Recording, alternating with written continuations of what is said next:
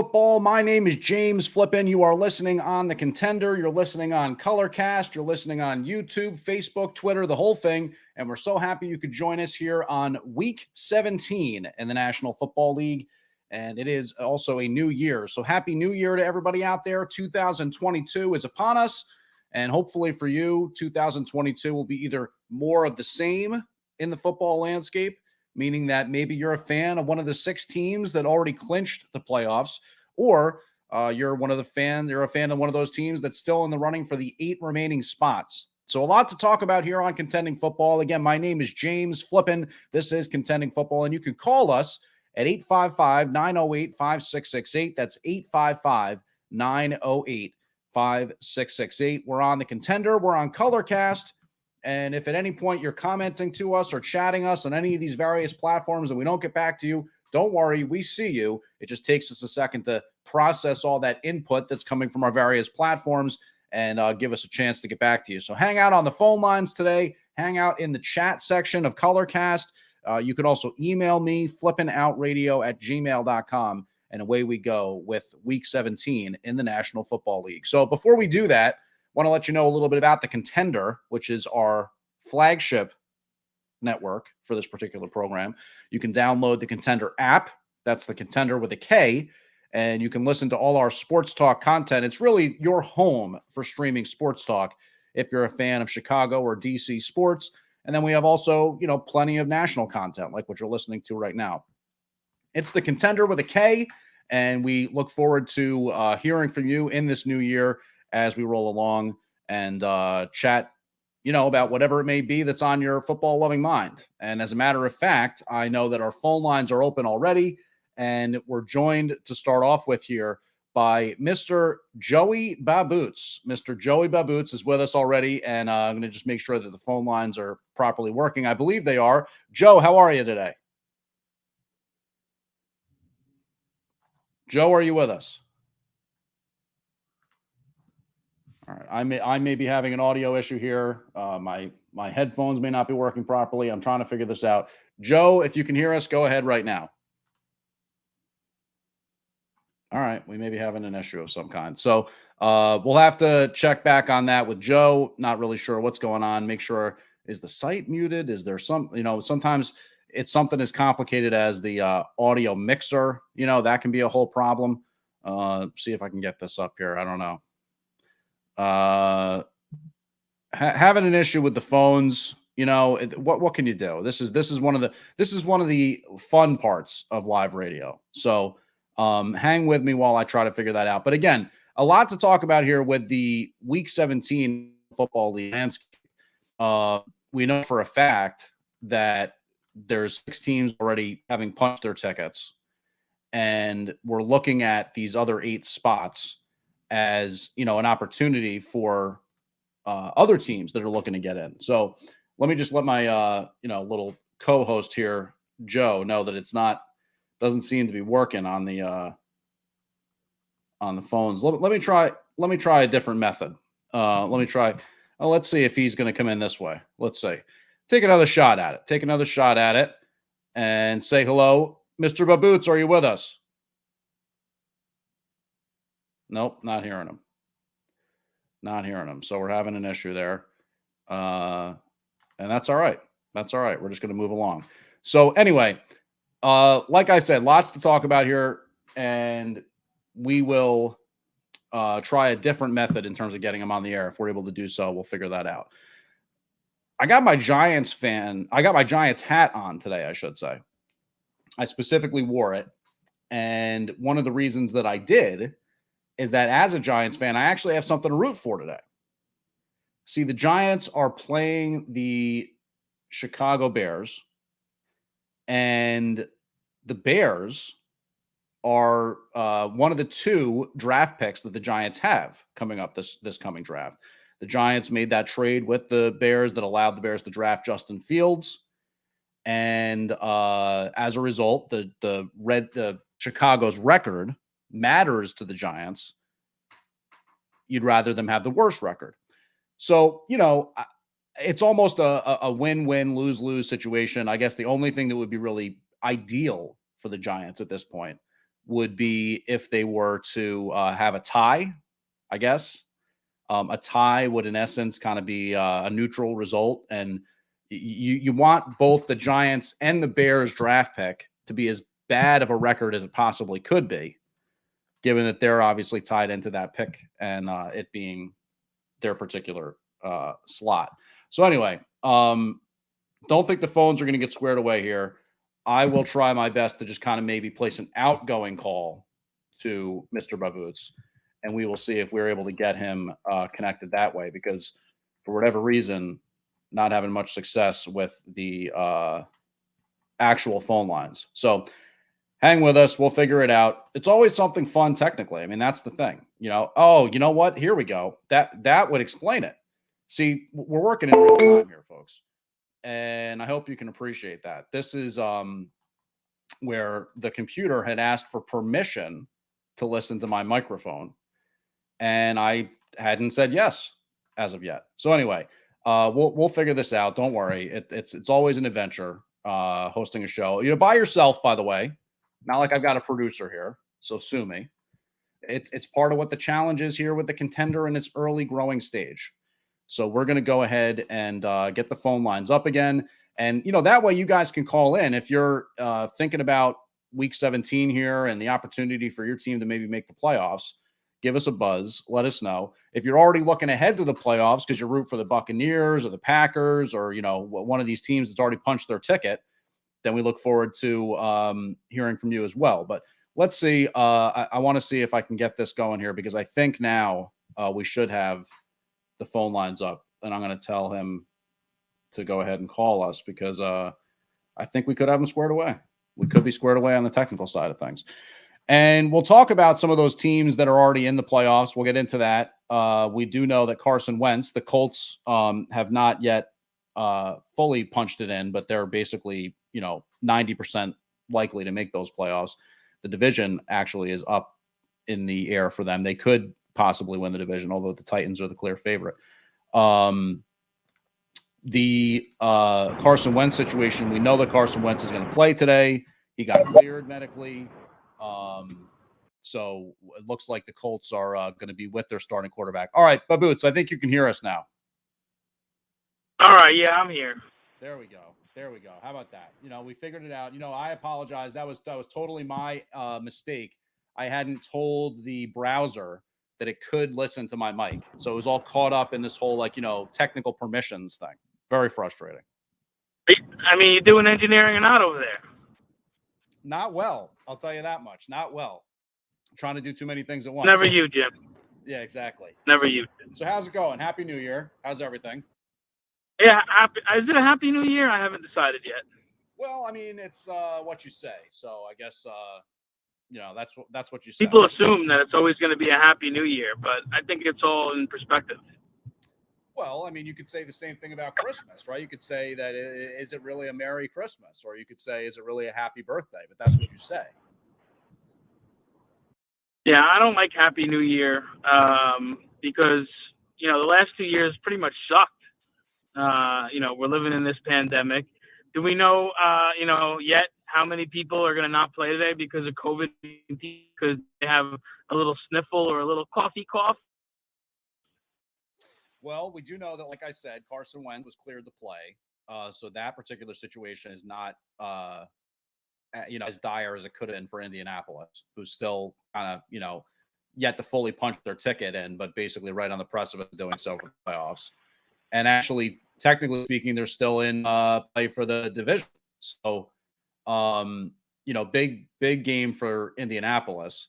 And obviously, you'd rather have your starting quarterback. They were talking about, would they be able to sort of pull Phillip Rivers out of retirement for one game or something like that? Yeah, I saw that. That's ridiculous. Then, of course, you read the article. The whole thing is crazy because imagine. Go ahead. No. The connection's not great, so I had said that a while ago. But the whole thing, you read the article, and then it's like, Frank Reich's like, yeah, I talked to him. It's not like there was ever any sort of reporting that they had actually reached out to him and said, come sign with us or something like that. Gotcha. I just think, imagine being, now I don't partake in the survivor pools or the fantasy football or anything like that, but I imagine this is like the championship week for most fantasy leagues. And imagine going into your, season finale and not knowing who's going to play because one, stick up the nose could derail your whole season. Yeah, no, I know it's crazy. I mean, it's definitely it's a microcosm of the whole situation with society, I think, where we have to get to a point where we say, all right, what are we doing here? When are we going to kind of just accept that this thing exists and, you know, treat it like we would any other illness, really? Exactly. I don't know. We'll see what happens. I'm excited. It's another Sunday. The college football games were fantastic yesterday. I don't know if you watched any of those. No, I just the Notre Dame game was great. The Ohio State game was great. the connections, it's weird. We're like about 10 So we're like 20 seconds, 20 seconds delayed, which is really weird. It's unfortunate. I have no idea why it's working like that. But no, Ole Miss's quarterback, Matt, is it Coral? Is that how you pronounce his name? Coral or Corral? Got hurt. yeah, Some have been saying, oh, high profile players shouldn't play in bowl games. They should opt out or something. But, I think that's so dumb because it's like, well, then why not the whole season? If you're basically like, figured to be a top draft pick going into the season, and I don't know if he was or not, maybe he raised his profile to that extent. But I mean, like, when do you cut it off? And I think bowl games are kind of dumb. You know what I mean? But then, like, when does the season end? If you're eliminated from the playoffs, is that like when you should not play anymore? I don't know. I'm not a big fan of that whole narrative, really. well, you play till you lose. That's basically how it works. Yeah, I mean, I guess that's the thing. Like, but if you're a player who has first round aspirations and you say I'm not going to play in the bowl game, my point is, why not do that like halfway through your senior year, or junior year or whatever it's going to be? Like, say, you know what, things are looking pretty good. The scouts Well, say, I think there's some value. go ahead. There's some value into getting those reps and getting that experience and building your draft portfolio. So you have to put some. But I don't disagree. When it gets later in the year, if you don't have a legitimate chance at winning a national championship, why bother playing? Does it matter that you win the Chick-fil-A Bowl? No one's going to care about that 5 years from now. No, and that's my point. The bowl games are kind of watered down now. It's not like it really means as much as it once did. It's not the profile raising national game that you didn't have otherwise or whatever. It's just not like that anymore. So, I mean, I totally understand sitting out the bowl game, but my point is I just don't really get like why the bowl game as opposed to maybe the last few games of your senior year too. I mean, I don't know. It underscores the stupidity of college football where it's like it's minor league football, but they treat it like it's not, Yeah, and at the end of the day, as they will say, exactly. So, moving on, we had some Titans of the game leave us recently. I guess Titan maybe is a little bit of a strong word for Dan Reeves, but still longtime NFL head coach, a guy who is held in extremely high regard. And then John Madden, John Madden at the age of 85, passing away, a guy who, an NFL head coach, a legendary head coach in his own right as a member of the Raiders staff, but not necessarily something you or I would have, kind of latched onto his time with the Raiders. We've seen the NFL films clips and stuff like that. But, for him, it was broadcasting career that connected to the next generation. And of course, the video game also. You're a big time broadcaster guy. I know you're more into like the play-by-play guys. You're kind of a big fan of those play-by-play voices. What about Madden? What sticks out to you in terms of his impact as a commentator? Yeah, I think the thing about Madden that made him so special was that he peeled masks. He wasn't just for the inside football guy. He wasn't just for the amateur. He appealed to win. He appealed to kids. He dumbed down. He made it fun. He made it exciting. And of course, about the his catchphrases and boom and the turducken and all that fun stuff. And of course, with his little, on the teleprompter there, using the pen and drawing all the circles and diagramming the plays and stuff like that.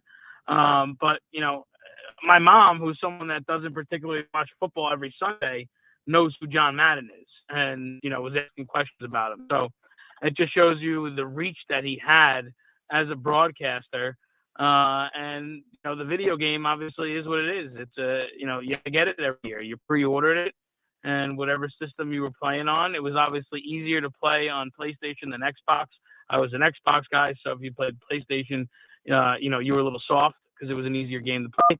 But it is what it is, and that game, he should be on the cover next year. I hope that he'll be on the cover next year. Yeah, you would think so. You would hope so. I mean, that would make a lot of sense. And obviously, he always used to be on the cover.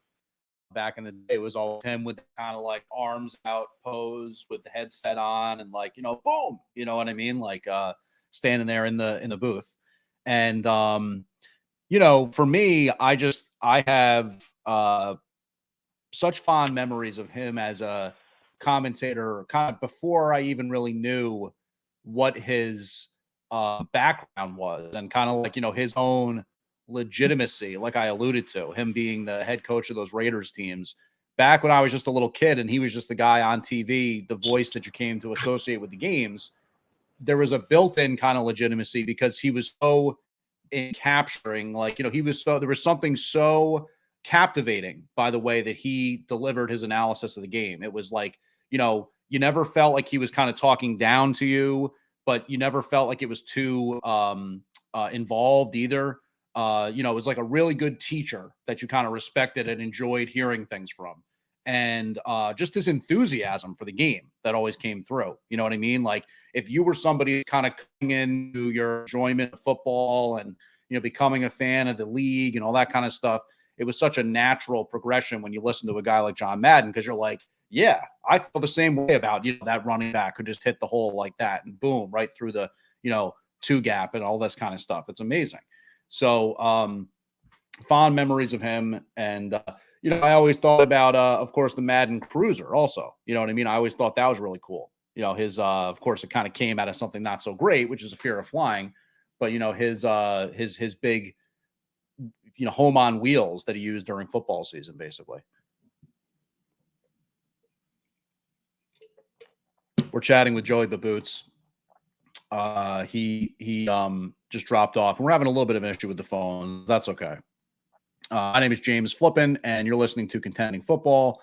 You can get on the lines yourself, 855-908-5668, 855-908-5668.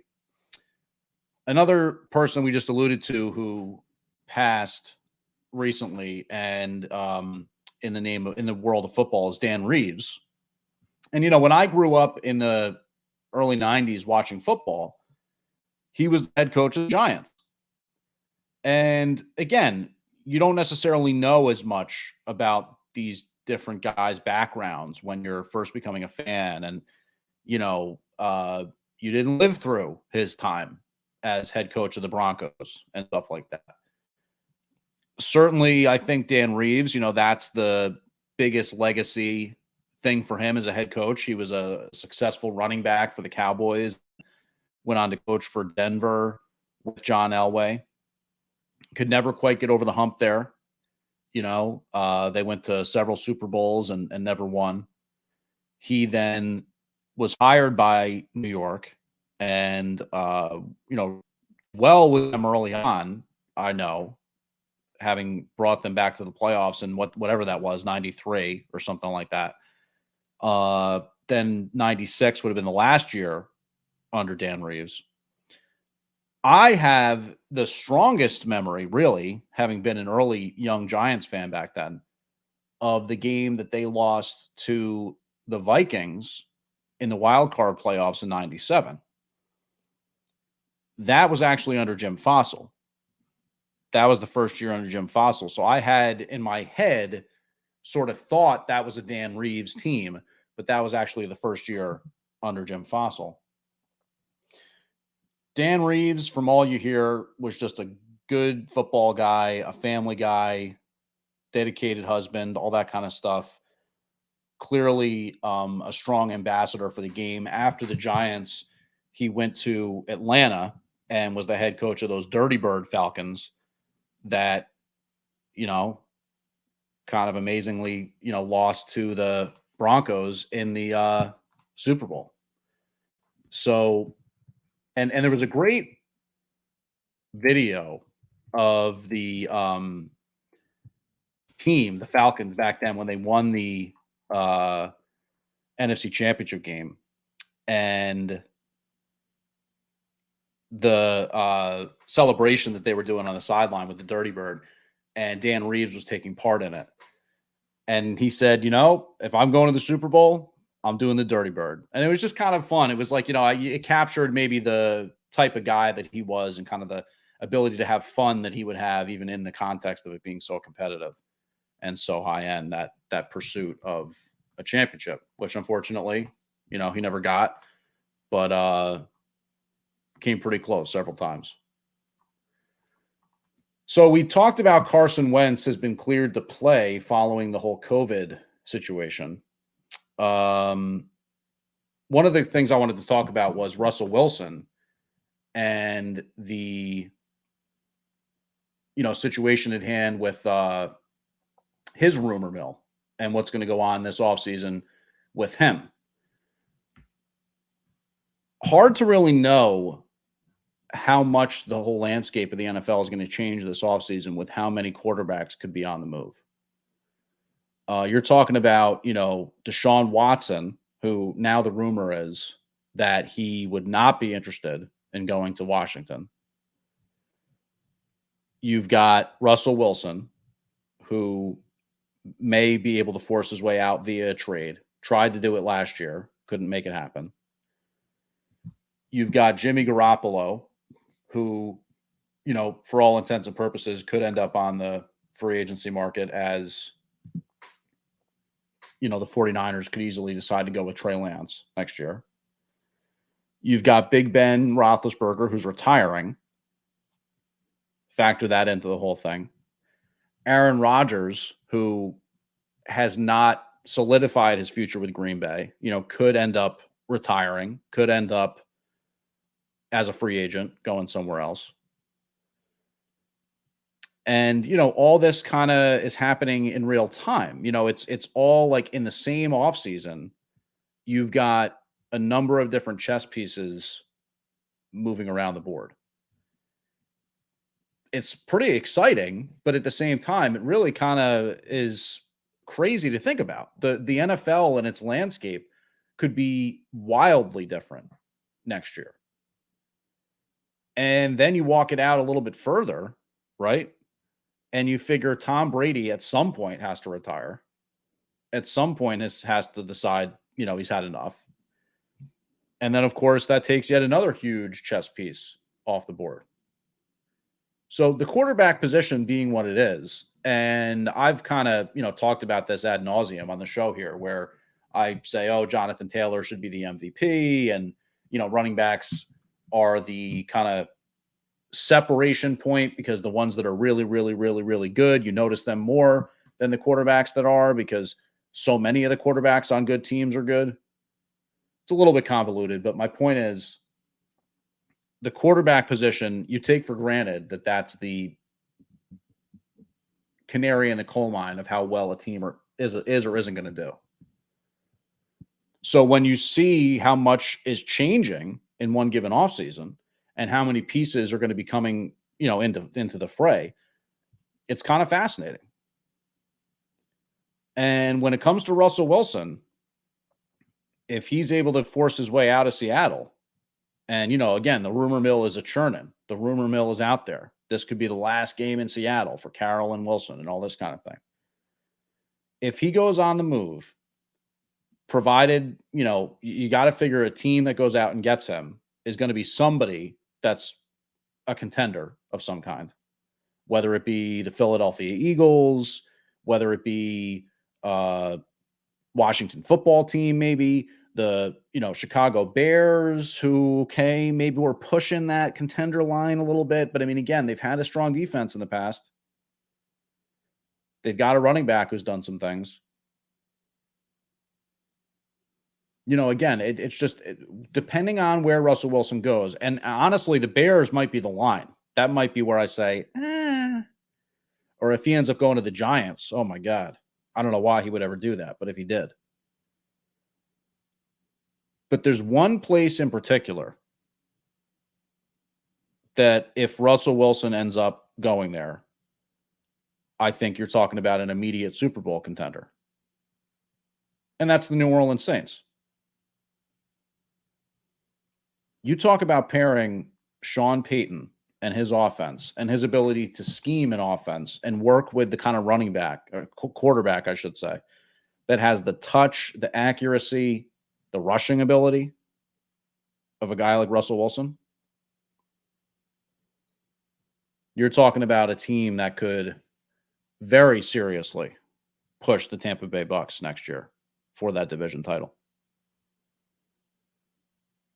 And, it's going to take a lot to get him, of course. But I think if I'm the Saints, right, where Sean Payton is in place here, you've got a piece, especially on defense, that suggests you can be top-level competitor. Alvin Kamara under contract, all that kind of stuff. I'm going out there. I'm pulling the trigger. Even if I have to give up, several first-round picks. That's a move that, to me, makes a lot of sense. And I could easily see Russell Wilson being, the Saints being the destination for him. And for Seattle, it's a chance to rebuild your franchise. This is not necessarily a draft where I guess there's a ton of quarterback talent, but I mean, how much does that even really matter? I don't have the stats or the studies in front of me, but you go back 20, 30 years, I'm sure there's plenty of starters at the quarterback position that came out of drafts that weren't quarterback-heavy drafts. Circling back to the other thing we talked about with Baboots there, Ole Miss quarterback Matt Corral was hurt while playing in the Sugar Bowl, and I guess depending on what you read or intimate, whatever, it could be a not so serious injury, but it's raising the whole debate of whether or not college players should play in these bowl games, particularly if it's a non-college football playoffs bowl game. I'm not sure how I feel about this. I mean, my thing has always been a high level of unease, of discomfort with the extent to which college football and college basketball as well, but I think college football, especially because of the physical trauma involved, it's a minor league football operation. It's a feeder league for the National Football League, which is a, billions of dollars industry. So I have a hard time holding it against any college player who's like, I'm in line to be drafted. Any kind of injury that I have is going to harm that chance. I'd be hard pressed to hold it against somebody if they're like, I'm not going to play in the Outback Bowl or whatever. I'd be hard pressed to hold it against them. But I just find the line difficult to put my finger on. Like, in other words, why aren't you basically then halfway through the season? Let's say you go out there and you throw for 500 yards and 4 touchdowns, run for another one on the cover of Sports Illustrated, whatever, and you play for Northwestern, and you're not going to college football playoffs that year. And even if you did, you weren't going to beat Alabama. Why wouldn't that guy basically just say, all right, I'm good, shutting it down. I'll see you in April, May, whatever, for the NFL draft. Now, you could have some other people that say, oh, the NFL scouts aren't going to like that. The The NFL scouts are going to question your dedication. How much does he really love the game? Kirk Herbstreit, for example, the college football commentator, former quarterback for Ohio State, said, I have to really question, how much these guys love the game if they're going to sit out that bowl game. Now, again, I'm not going to go down that road. I don't see it that way. I think that when these guys play football at the highest level in the NFL, every time they step between the lines, they have to be at a different level of focus, intensity, violence, pain tolerance, mania. I mean, it's all rolled into one. But when they're not playing between the lines, it very much behooves them not to be looking at things that way. Right? You shouldn't be handling contract negotiations that way. You should be thinking about it with a level head and with the level of a business person, someone who is a contractor in a given setting, and they're trying to get the best terms possible for their level of production. And then, you think about it from the alternate perspective, or like a perspective of someone else in a different sport. A prize fighter, when they get into the ring with somebody, obviously they're looking to punch somebody's head off. They're looking to protect themselves, duck, move, dodge, be slippery, protect themselves from any big hits, and deliver big hits. Or at least lean on the jab in a violent way until they can swing that big haymaker. But when they're sitting down with their agent and negotiating the price of the fight and how much of a purse they're going to take and all this kind of stuff, they're not going to get up and punch the promoter in the face if they don't like the terms. They'll say, no, we'll agree to this, but we're not going to agree to this. And then it's a negotiation. So for Kirk Herbstreit to be like, oh, these guys who are, on the precipice of making millions of dollars to play in this game and completely change their lives, never anymore some sort of like, Pop Warner amateur playing for the love of the game thing, but playing for money. And then you're going to try to tell them, oh, no, you need to put that on hold for what? Some arbitrary deadline because there's a bowl game to be played? And otherwise you don't love the game? That's so stupid. It's just really stupid.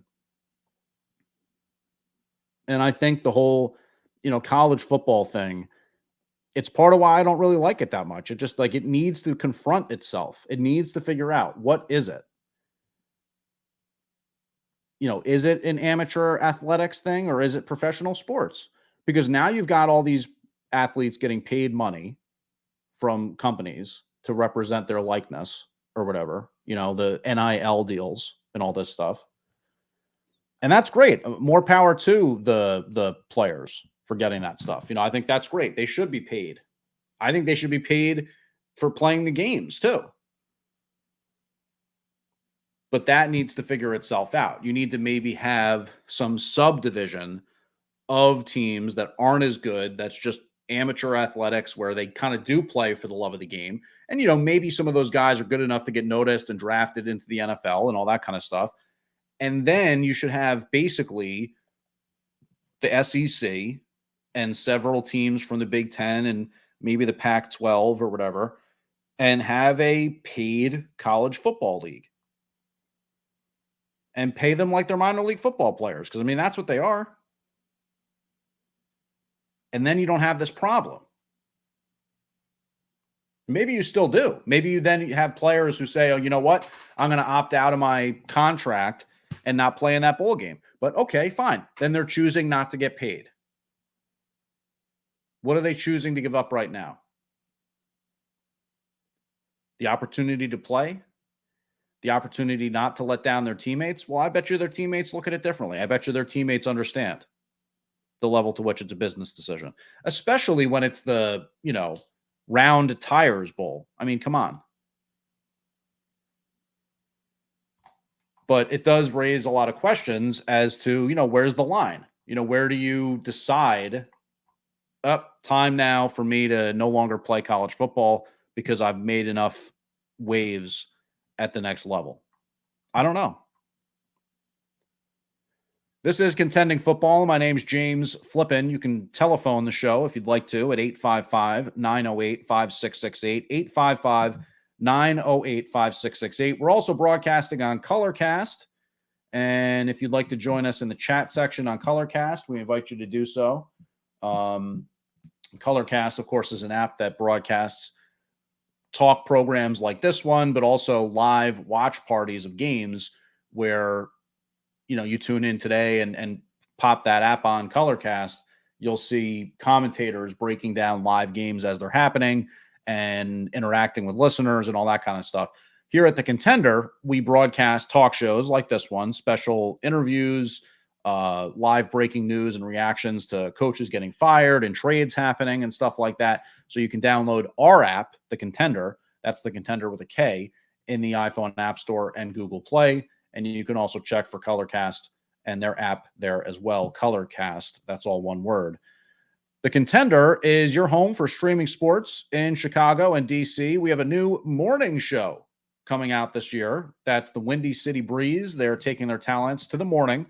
And actually, they've already started. We're kind of just catching up here and getting our ducks in a row on The Contender. And we'll be broadcasting their show on our app every Monday through Friday in the morning. And also some personal news. I've left iHeartRadio and agreed to take on, in part, a more prominent role in the marketing and advancement of The Contender. And I'll be getting into that in 2022, in addition to some of the other stuff I've been doing.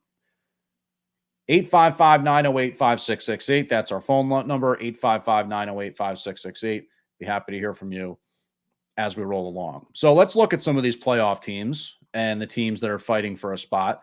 The Kansas City Chiefs at 11-4 have already clinched the division and clinched the playoffs, obviously. How about that? I remember it's actually really obnoxious to think back on. When the Giants played the Kansas City Chiefs early in the season, the Giants, I think, had just maybe beaten the Saints or maybe the Raiders or something like that.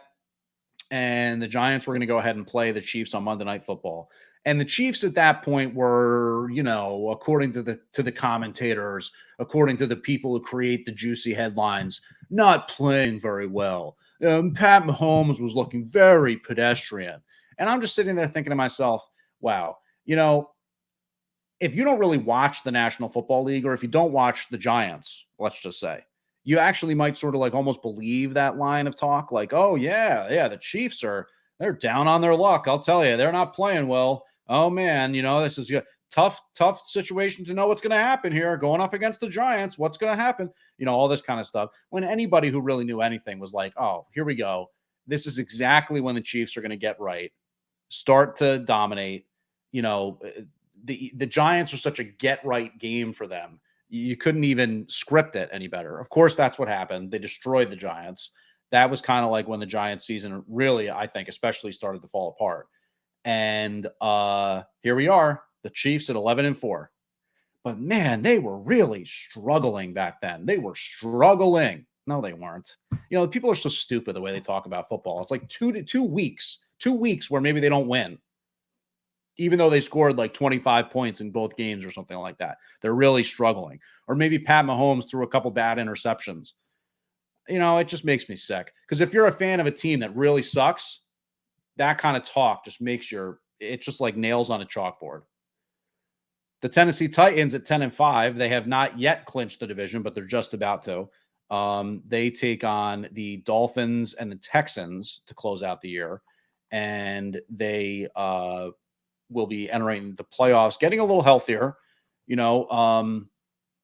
We haven't really heard as much about the whole, idea that maybe Derrick Henry could come back for the playoffs lately. I have no idea if that's still a thing. But, it's going to have to be their solid defense, factoring in with Ryan Tannehill making plays and hopefully A.J. Brown continuing to dominate. That's really the path to victory for the Tennessee Titans. And it's a shame because, early on, I remember in the offseason thinking that's a team I could definitely see making a run at the Super Bowl. Of course, not thinking that Derrick Henry was going to get hurt. So, they're far from out of it. That's for sure. Cincinnati Bengals at 9-6. As things currently shake out right now, they would be facing the Patriots in the first round of the playoffs. They have yet to, clinch a spot yet, but they're the clear favorite to win that AFC North division at this point at 9-6. The Buffalo Bills 9-6, all but assured of making the playoffs at this point, and in really good shape. They control their own destiny to actually win the division after last week's big win over the Patriots. So the Bills from here have both the Falcons, who technically are still in the hunt for a playoff spot themselves, and then the Jets. So you would think that Buffalo should be able to sew up the division here, if not this week, next week. And, that also comes into factor with the fact that the Patriots have to face the Dolphins at the end of the year. And, of course, the Dolphins are playing for something. The Dolphins are very much playing for something in the playoff race. The Indianapolis Colts are at 9-6. They have a 96% chance of making the playoffs. And, they've had a very strong year with both their defense and run game, and kind of, Wentz just doing enough to play. Now, it looks like Carson Wentz is going to play today. So that's big for the Colts. They're playing the Raiders and then the Jaguars. So the Colts looking to punch their ticket, and, an uphill battle for them to overcome the Titans to try to win that AFC South division, but still technically a possibility. The Patriots are 9-6. They have the Jaguars today, so you more or less put a big W next to that one, and then they have the tougher matchup at the end of the year against the Dolphins in Miami. But the Patriots had that long win streak, 7-game winning streak, and then finally snapped by Buffalo. What a big win that was for Buffalo, by the way. I mean, here their season hanging on by a thread, more or less. And Buffalo just absolutely took it to the Patriots last week in Foxborough. That was really impressive. The Miami Dolphins at 8-7, they don't stand much of a chance, as you might imagine, to come back and try to win the division here, but they still have about a quarter chance of making the playoffs. And they've ripped off a really impressive winning streak in their own right. This article I'm looking at here calls it one of the most stark turnarounds in NFL history. You'd have to agree. I mean, this was a team that early on you thought was kind of one of the also-rans in the NFL. And, Flores has them playing really good football. I'm telling you, as a Giants fan, that's a situation I look at where I'm like, please tell me that maybe there's a situation where the Giants can turn things around like that somewhere down the line. And then the Patriots, like we said, they face the Jaguars and then the Dolphins. The Dolphins face the Titans and then the Patriots. In the AFC hunt, the Ravens have really fallen on tough times here with injuries and COVID and Lamar Jackson's ankle, and how much that's kind of hurt their standing. The Los Angeles Chargers at 8-7. By the way, the Ravens are 8-7. The Chargers are 8-7. The Raiders are 8-7. The Chargers, really bad loss for them in Houston, taking them all the way out of that playoff spot that they, had been in control of. The Raiders are at 8-7. They've kind of kept themselves in the playoff picture by winning some games lately. And Steelers, 7 wins, 7 losses, the one tie with the Lions. The Browns are at 7-8. The Broncos are 7-8. So that's the AFC playoff picture. Like we said, the teams that have already punched their ticket include the Kansas City Chiefs, basically the Tennessee Titans, and basically the Colts as well, and basically the Bills. These guys, the last spot is the one that's kind of really up for grabs. I mean, mostly you're talking about seeding with the divisions and who's going to win the wild card and all that kind of thing. All right, in the NFC, the NFC is even less interesting because, you've already got the Packers who clinched the division, the Cowboys who clinched the division, the Rams who didn't clinch the division, but they're right on the cusp of doing it. The Buccaneers clinched the division. The Cardinals clinched the playoffs, but they're, it's an uphill battle for them to overcome the Rams and win that division. And then the 49ers are heavily favored to actually make the playoffs, and the Eagles at 8-7, kind of a coin flip if they're going to make that wild card spot. So again, the NFC is a lot less interesting, which is kind of crazy because earlier on in the year, it seemed like it would be the absolute opposite. But the NFC is much more decided here. It's kind of like pick your poison and pick your favorites on the NFC side. A lot of people putting the Packers as the top competitor with, MVP candidate Aaron Rodgers leading the way. But the Cowboys have started to get their act together lately again. The Rams have been a very strong team all year, a little up and down, especially in the middle part of the season. But, Matthew Stafford, if he can get his head on straight, makes them really tough out in the playoffs. And then, of course, haven't even really talked about Tom Brady and the Bucs yet. And they're banged up, a lot of injuries for the Bucs, of course. But they still got Tom Brady. So the NFC is really kind of interesting to look at from a who do you like perspective. And then, AFC, I don't know. I almost feel like those two AFC South teams, I should say the one AFC South team and the Titans. And then the Colts are very interesting to me as well, just with how well they run the ball and play defense. Traditionally, a good recipe for winning in the playoffs. But then, the Chiefs. The Chiefs are the ones that I'm putting at the top of the heap. Just until Mahomes is kind of old and gray, he's the AFC guy where you say, I don't see him getting knocked out. And then I still, at this point, I'm favoring the Packers over in the NFC side, but I don't know how many years in a row I have to tell myself, stop betting against Tom Brady before it actually happens. That's all I can say. All right, let's take a look at some of the games today. We've got just a little over 10 minutes left to go here on Contending Football. And don't forget to check out our app. That's the Contender with a K. And you can check out all our different talk shows on there. We're also broadcasting, as you might have heard, on Colorcast. And we invite you to check that app out. 855-908-5668. The 1 o'clock games, Falcons and Bills. The Falcons still fighting for their playoff lives. The Bills looking to clinch the division. And, Vegas does not see this as close. They think, basically at this point, the Bills have totally gotten their act together and that they'll have no problem at home dispatching the Bills. It's actually a 14.5-point line, believe it or not, which is really crazy to me. I mean, I know the Bills are good, but geez, the Falcons have been a tough team for the majority of the year. But again, the Falcons did just struggle with the Lions. So that's where that's going to factor in. Giants and Bears. Introducing Venture X. That's a loud ad, I should say, not app. That's what happens when you unmute a tab and you forget that you did that. Falcons and Bills, Giants and Bears. Oh my. The Giants are 4-11, the Bears 5-10. So that's really, like I said, not much of a game, but both teams kind of, wondering what happens with the draft position, I guess. I don't know. The Bears could care less because it's not their pick anymore, but the Giants, either way, they'll have their draft position kind of harmed here with one of those two picks. So such is life. Chiefs and Bengals, good game on paper, and a game that obviously means something to the Bengals, does not mean anything to the Chiefs. So it'll be interesting to see if maybe the Chiefs kind of like, pull their starters at some point or whatever. I have no idea. That it's so weird how there's so many of these games that are decided. These divisions that are decided with 2 games left to play.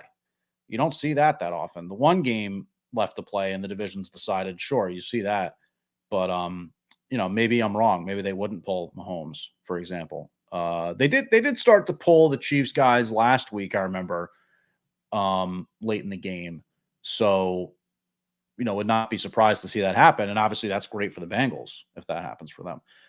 Dolphins and Titans, both teams that are in the playoff hunt here. The Dolphins at 8-7 will be traveling to Nashville to take on those 10-5 Titans.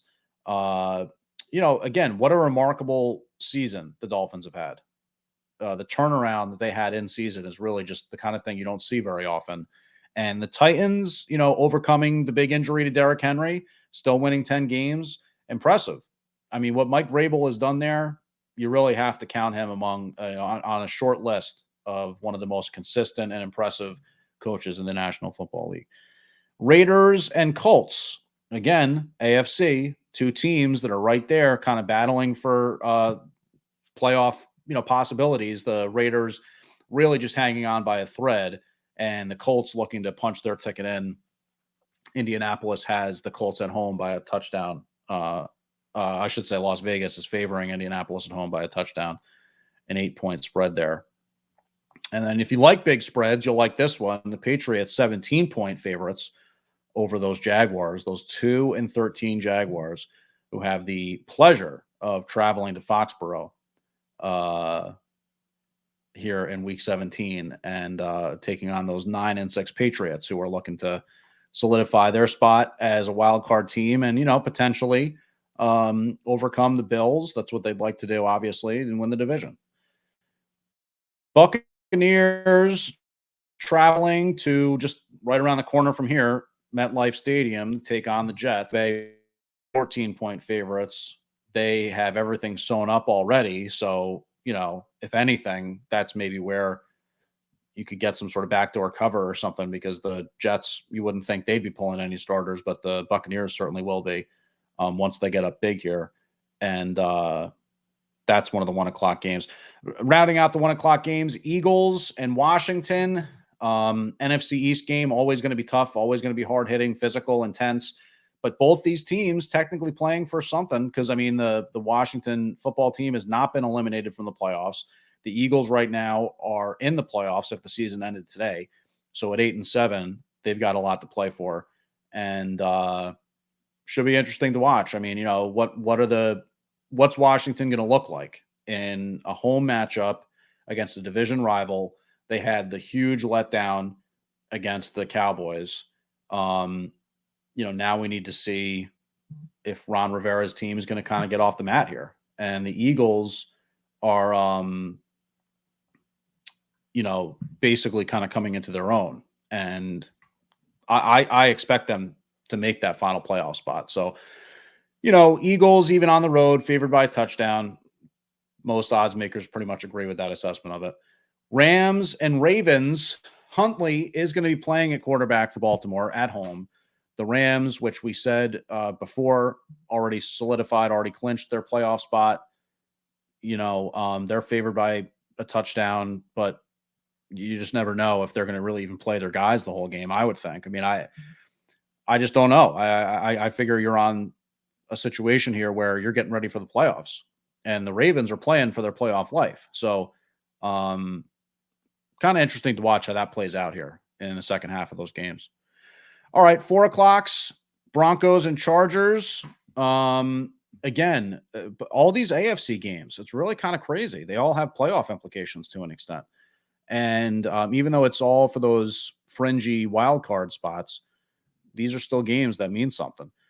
49ers up against the Texans. The 49ers are, in the playoffs if the season ended today, and they will be looking to easily take care of business at home against the Texans, who, at times have kind of played teams tough, but definitely one of the worst teams in the NFL. So if the 49ers fall flat here as 13-point favorites, I think everybody would be surprised. Cardinals, Cowboys. That's an interesting NFC game. And again, if nothing else, maybe a matchup of a future playoff game. And the Cardinals, who have kind of really struggled down the stretch, have been really good on the road all year. And the Cowboys at this point don't really have anything to play for. So we'll watch that game and see if maybe that has some intrigue. Panthers and Saints. Neither one of these games. Well, the Saints, I think, technically speaking, are kind of in the hunt, right? Did we have them listed in that? Yeah, they're still technically in the run here for a playoff spot. So the Saints, they will be taking on the Panthers, who have since been eliminated for the playoffs.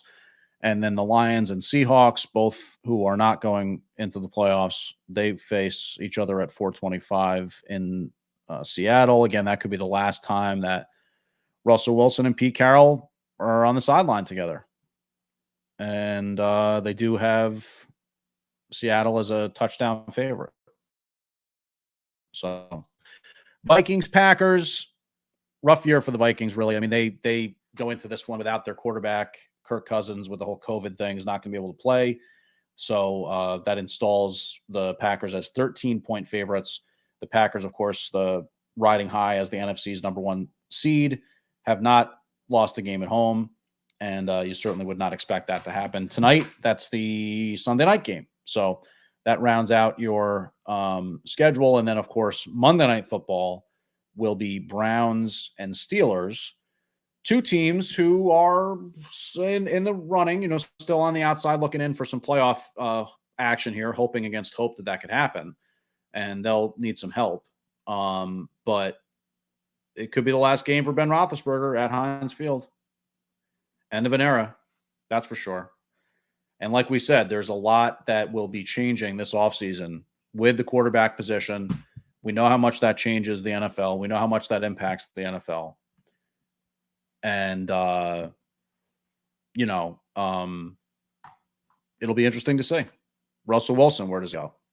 Does Aaron Rodgers resign? Is Deshaun Watson traded finally? Are his legal issues kind of cleared up?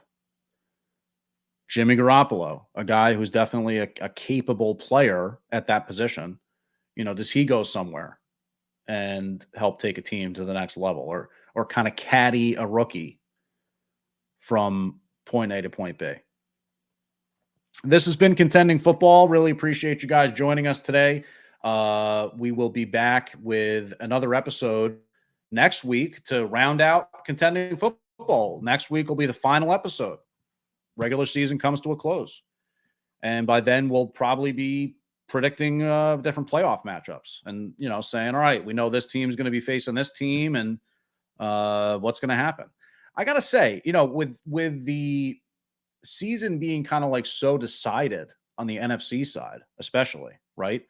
With the divisions already sewn up with 2 weeks left to play, I'm kind of looking sideways at this extra game. Did we really need it?